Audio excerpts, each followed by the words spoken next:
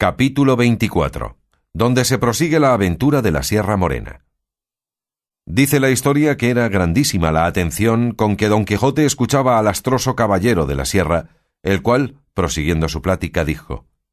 «Por cierto, señor, quienquiera que seáis, que yo no os conozco, yo os agradezco las muestras y la cortesía que conmigo habéis usado, y quisiera yo hallarme en términos que con más que la voluntad pudiera servir la que habéis mostrado tenerme en el buen acogimiento que me habéis hecho. Mas no quiere mi suerte darme otra cosa con que corresponda a las buenas obras que me hacen, que buenos deseos de satisfacerlas». «Los que yo tengo», respondió Don Quijote, «son de serviros, tanto que tenía determinado de no salir de estas tierras hasta hallaros, y saber de vos, si el dolor que en la extrañeza de vuestra vida mostréis tener, se podía hallar algún género de remedio, y si fuera menester, buscarle con la diligencia posible. Y cuando vuestra desventura fuera de aquellas que tienen cerradas las puertas a todo género de consuelo, pensaba ayudaros a llorarla y plañirla como mejor pudiera, que todavía es consuelo en las desgracias hallar quien se duela de ellas. Y si es que mi buen intento merece ser agradecido con algún género de cortesía, yo os suplico, señor, por la mucha que veo que en vos se encierra, y juntamente os conjuro por la cosa que en esta vida más habéis amado o amáis, que me digáis quién sois y la causa que os ha traído a vivir y a morir entre estas soledades como bruto animal, pues moráis entre ellos tan ajeno de vos mismo cual lo muestra vuestro traje y persona. Y juro», añadió Don Quijote, «por la orden de caballería que recibí, aunque indigno y pecador, y por la profesión de caballero andante, que si en esto, señor, me complacéis, de serviros con las veras a que me obliga el ser quien soy, ora remediando vuestra desgracia si tiene remedio, ora ayudándoos a llorarla como os he prometido».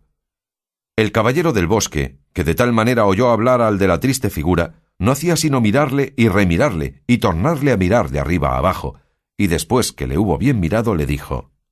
«Si tienen algo que darme de comer, por amor de Dios, que me lo den, que después de haber comido yo haré todo lo que se me manda en agradecimiento de tan buenos deseos como aquí se me han mostrado». Luego sacaron Sancho de su costal y el cabrero de su zurrón, con que satisfizo el roto su hambre, comiendo lo que le dieron como persona atontada, tan apriesa que no daba espacio de un bocado al otro, pues antes los engullía que tragaba. Y en tanto que comía, ni él ni los que le miraban hablaban palabra.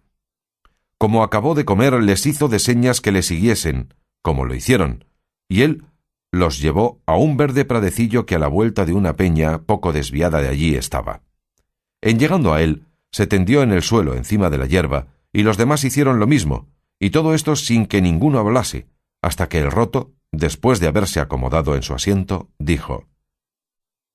«Si gustáis, señores, que os diga en breves razones la inmensidad de mis desventuras, habéisme de prometer de que con ninguna pregunta ni otra cosa no interrompiréis el hilo de mi triste historia, porque en el punto que lo hagáis, en ese se quedará lo que fuere contado». Estas razones del roto trujeron a la memoria a Don Quijote el cuento que le había contado su escudero, cuando no acertó el número de las cabras que habían pasado el río, y se quedó la historia pendiente. Pero volviendo al roto, prosiguió diciendo: «Esta prevención que hago es porque querría pasar brevemente por el cuento de mis desgracias, que el traerlas a la memoria no me sirve de otra cosa que añadir otras de nuevo, y mientras menos me preguntáredes, más presto acabaré yo de decillas, puesto que no dejaré por contar cosa alguna que sea de importancia para no satisfacer del todo vuestro deseo». Don Quijote se lo prometió en nombre de los demás, y él, con este seguro, comenzó de esta manera: «Mi nombre es Cardenio, mi patria una ciudad de las mejores de esta Andalucía, mi linaje noble, mis padres ricos, mi desventura tanta que la deben de haber llorado mis padres y sentido mi linaje sin poderla aliviar con su riqueza, que para remediar desdichas del cielo poco suelen valer los bienes de fortuna. Vivía en esta misma tierra un cielo, donde puso el amor toda la gloria que yo acertara a desearme. Tal es la hermosura de Luscinda, doncella tan noble y tan rica como yo, pero de más ventura y de menos firmeza de la que a mis honrados pensamientos se debía.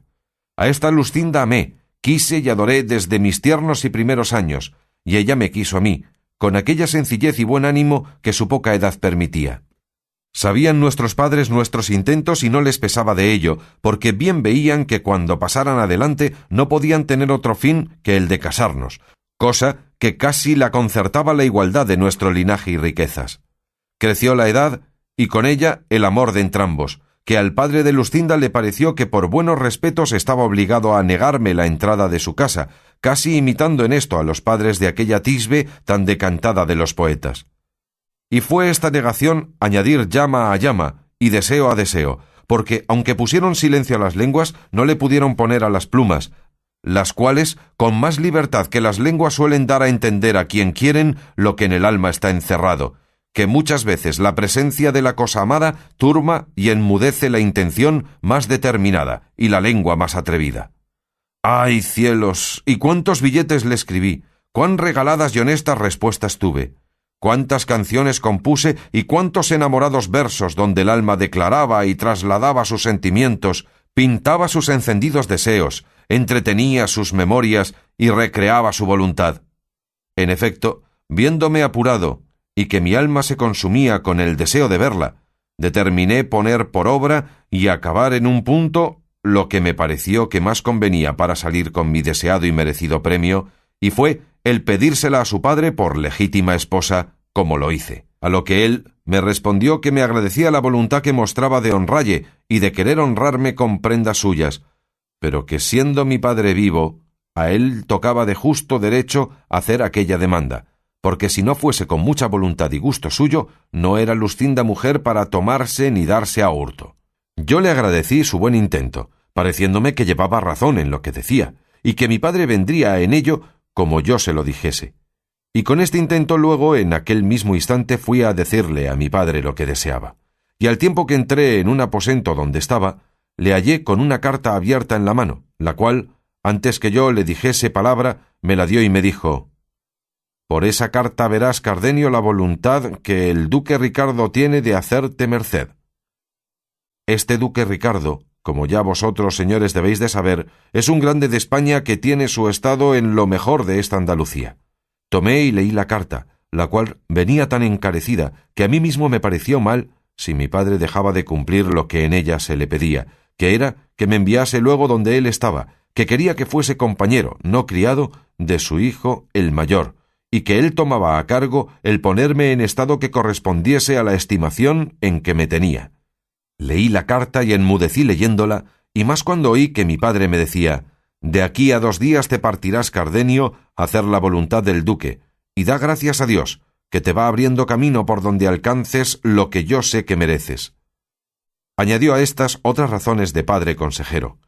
Llegóse el término de mi partida, hablé una noche a Luscinda, díjele todo lo que pasaba, y lo mismo hice a su padre, suplicándole se entretuviese algunos días y dilatase el darle el estado hasta que yo viese lo que el duque Ricardo me quería. Él me lo prometió, y ella me lo confirmó con 1000 juramentos y 1000 desmayos. Vine, en fin, donde el duque Ricardo estaba. Fui de él tan bien recibido y tratado que desde luego comenzó la envidia a hacer su oficio, teniéndomela los criados antiguos, pareciéndoles que las muestras que el duque daba de hacerme merced habían de ser en perjuicio suyo. Pero el que más se holgó con mi ida fue un hijo segundo del duque llamado Fernando, mozo gallardo, gentilhombre, liberal y enamorado, el cual en poco tiempo quiso que fuese tan su amigo que daba que decir a todos, y aunque el mayor me quería bien y me hacía merced, no llegó al extremo con que don Fernando me quería y trataba. Es pues el caso que, como entre los amigos no hay cosa secreta que no se comunique, y la privanza que yo tenía con don Fernando dejaba de serlo por ser amistad, todos sus pensamientos me declaraba, especialmente uno enamorado, que le traía con un poco de desasosiego. Quería bien a una labradora, vasalla de su padre, y ella los tenía muy ricos, y era tan hermosa, recatada, discreta y honesta, que nadie que la conocía se determinaba en cuál de estas cosas tuviese más excelencia ni más se aventajase. Estas tan buenas partes de la hermosa labradora redujeron a tal término los deseos de don Fernando que se determinó, para poder alcanzarlo y conquistar la entereza de la labradora, darle palabra de ser su esposo, porque de otra manera era procurar lo imposible. Yo, obligado de su amistad, con las mejores razones que supe y con los más vivos ejemplos que pude, procuré estorbarle y apartarle de tal propósito, pero viendo que no aprovechaba, determiné de decirle el caso al duque Ricardo, su padre. Mas don Fernando, como astuto y discreto, se receló y temió de esto, por parecerle que estaba yo obligado, en ley de buen criado, a no tener encubierta cosa que tan en perjuicio de la honra de mi señor el duque venía. Y así, por divertirme y engañarme, me dijo que no hallaba otro mejor remedio para poder apartar de la memoria la hermosura que tan sujeto le tenía, que el ausentarse por algunos meses, y que quería que la ausencia fuese que los dos nos viniésemos en casa de mi padre, con ocasión que darían al duque, que venía a ver y a feriar unos muy buenos caballos que en mi ciudad había, que es madre de los mejores del mundo. Apenas le oí yo decir eso, cuando, movido de mi afición, aunque su determinación no fuera tan buena, la aprobara yo por una de las más acertadas que se podían imaginar, por ver cuán buena ocasión y coyuntura se me ofrecía de volver a ver a mi Luscinda. Con este pensamiento y deseo aprobé su parecer y esforcé su propósito, diciéndole que lo pusiese por obra con la brevedad posible, porque en efecto la ausencia hacía su oficio a pesar de los más firmes pensamientos. Ya cuando él me vino a decir esto, según después se supo, había gozado a la labradora con título de esposo y esperaba ocasión de descubrirse a su salvo, temeroso de lo que el duque su padre haría cuando supiese su disparate. Sucedió, pues, que como el amor en los mozos por la mayor parte no lo es, sino apetito, el cual como tiene por último fin el deleite, en llegando a alcanzarle se acaba,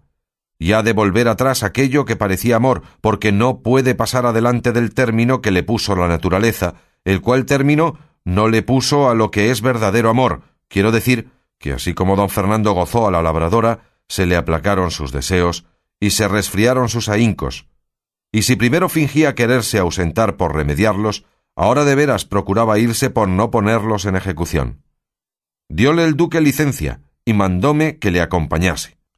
Vinimos a mi ciudad. Recibióle mi padre como quien era. Vi yo luego a Luscinda, tornaron a vivir, aunque no habían estado muertos ni amortiguados, mis deseos, de los cuales di cuenta, por mi mal, a don Fernando, por parecerme que, en la ley de la mucha amistad que mostraba, no le debía encubrir nada. Alabéle la hermosura, donaire y discreción de Luscinda de tal manera que mis alabanzas movieron en él los deseos de querer ver doncella de tantas buenas partes adornada. Cumplíselos yo, por mi corta suerte, enseñándosela una noche a la luz de una vela por una ventana por donde los dos solíamos hablarnos. Viola ensayo tal que todas las bellezas hasta entonces por él vistas las puso en olvido. Enmudeció, perdió el sentido, quedó absorto y finalmente tan enamorado cual lo veréis en el discurso del cuento de mi desventura. Y para encenderle más el deseo, que a mí me celaba y al cielo a solas descubría, quiso la fortuna que hallase un día un billete suyo pidiéndome que la pidiese a su padre por esposa, tan discreto, tan honesto y tan enamorado, que en leyéndolo me dijo que en sola Luscinda se encerraban todas las gracias de hermosura y de entendimiento que en las demás mujeres del mundo estaban repartidas.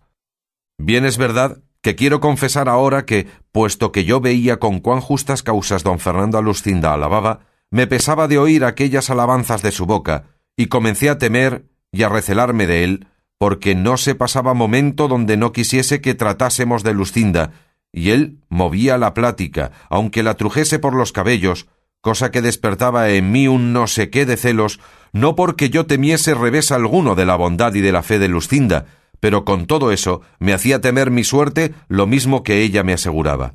Procuraba siempre don Fernando leer los papeles que yo a Luscinda enviaba, y los que ella me respondía, a título que de la discreción de los dos gustaba mucho. Acaeció, pues, que habiéndome pedido Luscinda un libro de caballerías en que leer, de quien era ella muy aficionada, que era el de Amadís de Gaula, no hubo bien oído don Quijote nombrar libro de caballerías cuando dijo: «Con que me dijera vuestra merced al principio de su historia que su merced de la señora Luscinda era aficionada a libros de caballerías, no fuera menester otra exageración para darme a entender la alteza de su entendimiento, porque no le tuviera tan bueno como vos, señor, le habéis pintado, si careciera del gusto de tan sabrosa leyenda. Así que para conmigo no es menester gastar más palabras en declararme su hermosura, valor y entendimiento, que con solo haber entendido su afición, la confirmo por la más hermosa y más discreta mujer del mundo, y quisiera yo, señor, que vuestra merced le hubiera enviado junto con Amadís de Gaulá al bueno de don Rugel de Grecia, que yo sé que gustara a la señora Lucinda mucho de Daraida y Garaya, y de las discreciones del pastor Darinel, y de aquellos admirables versos de sus bucólicas, cantadas y representadas por él con todo donaire, discreción y desenvoltura. Pero tiempo podrá venir en que se enmiende esa falta, y no durará más en hacerse la enmienda de cuando quiera vuestra merced ser servido de venirse conmigo a mi aldea, que allí le podré dar más de 300 libros, que son el regalo de mi alma y el entretenimiento de mi vida, aunque tengo para mí, que ya no tengo ninguno, merced a la malicia de malos y envidiosos encantadores. Y perdóneme vuestra merced el haber contravenido a lo que prometimos de no interromper su plática, pues en oyendo cosas de caballerías y de caballeros andantes, así es en mi mano dejar de hablar de ellos, como lo es en la de los rayos del sol dejar de calentar, ni humedecer en los de la luna. Así que perdón y proseguir, que es lo que ahora hace más al caso. En tanto que don Quijote estaba diciendo lo que queda dicho, se le había caído a Cardenio la cabeza sobre el pecho, dando muestras de estar profundamente pensativo. Y puesto que 2 veces le dijo don Quijote que prosiguiese su historia, ni alzaba la cabeza ni respondía palabra, pero al cabo de un buen espacio la levantó y dijo: «No se me puede quitar del pensamiento, ni habrá quien me lo quite en el mundo, ni quien me dé entender otra cosa, y sería un majadero el que lo contrario entendiese o creyese, sino que aquel bellaconazo del maestro Elisabat estaba amancebado con la reina Madasima». «¡Eso no! ¡Voto a tal!», respondió con mucha cólera don Quijote, y arrojóle como tenía de costumbre. «Y esa es una muy gran malicia o bellaquería, por mejor decir. La reina Madasima fue muy principal señora, y no se ha de presumir que tan alta princesa se había de amancebar con un sacapotras, y quien lo contrario entendiere, miente como muy gran bellaco, y yo se lo daré a entender a pie o a caballo, armado o desarmado, de noche o de día, o como más gusto le diere». Estábale mirando Cardenio muy atentamente, al cual ya había venido el accidente de su locura y no estaba para proseguir su historia, ni tampoco don Quijote se la oyera, según le había disgustado lo que de Madasima le había oído. Extraño caso, que así volvió por ella, como si verdaderamente fuera su verdadera y natural señora, tal le tenían sus descomulgados libros. Digo, pues, que como ya Cardenio estaba loco y se oyó tratar de mentís y de bellaco con otros de nuestros semejantes, parecióle mal la burla, y alzó un guijarro que halló junto a sí, y dio con él en los pechos tal golpe a don Quijote que le hizo caer de espaldas. Sancho Panza, que de tal modo vio parar a su señor, arremetió al loco con el puño cerrado, y el roto le recibió de tal suerte que con una puñada dio con él a sus pies, y luego se subió sobre él y le brumó las costillas muy a su sabor. El cabrero que le quiso defender corrió el mismo peligro, y después que los tuvo a todos rendidos y molidos, los dejó y se fue con gentil sosiego a emboscarse en la montaña. Levantóse Sancho, y con la rabia que tenía de verse aporreado tan sin merecerlo, acudió a tomar la venganza del cabrero, diciéndole que él tenía la culpa de no haberles avisado que aquel hombre le tomaba a tiempos la locura, que si esto supieran hubieran estado sobre aviso para poderse guardar. Respondió el cabrero que ya lo había dicho, y que si él no lo había oído, que no era suya la culpa. Replicó Sancho Panza y tornó a replicar el cabrero, y fue el fin de las réplicas asirse de las barbas y darse tales puñadas que si don Quijote no los pusiera en paz, se hicieran pedazos. Decía Sancho, asido con el cabrero: «Déjeme vuestra merced, señor caballero de la triste figura, que en este, que es villano como yo, y no está armado caballero, bien puedo a mi salvo satisfacerme del agravio que me ha hecho, peleando con él mano a mano, como hombre honrado». «Así es», dijo don Quijote, «pero yo sé que él no tiene ninguna culpa de lo sucedido». Con esto los apaciguó, y don Quijote volvió a preguntar al cabrero si sería posible hallar a Cardenio, porque quedaba con grandísimo deseo de saber el fin de su historia. Díjole el cabrero lo que primero le había dicho, que era no saber de cierto su manida, pero que si anduviese mucho por aquellos contornos, no dejaría de hallarle o cuerdo o loco.